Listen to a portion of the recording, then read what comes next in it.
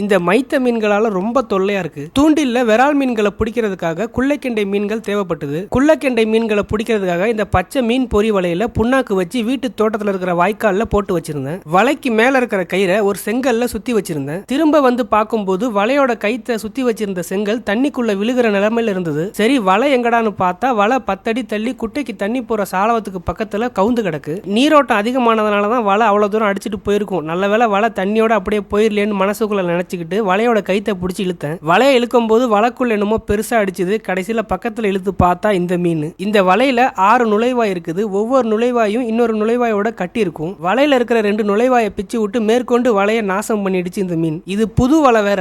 வலை போச்சேன்னு புலம்பிக்கிட்டே இருந்தேன். இந்த மாதிரி மீன் பொறி வலைகளை வச்சு நான் ஒரு 4 வருஷமா குள்ளக்கெண்டை மீன்களை பிடிச்சிட்டு இருக்கேன். இதுக்கு முன்னாடி ஒரே ஒரு முறை 200 கிராம் அளவுல ஒரு மைத்த மீன் மாட்டினுச்சு. இந்த மீன் 2 கிலோக்கு மேல இருக்கும் போல இருக்கு. மைத்த மீன்களை பிடிச்சா திரும்ப தண்ணிக்குள்ள மட்டும் விட்டுறாதீங்க.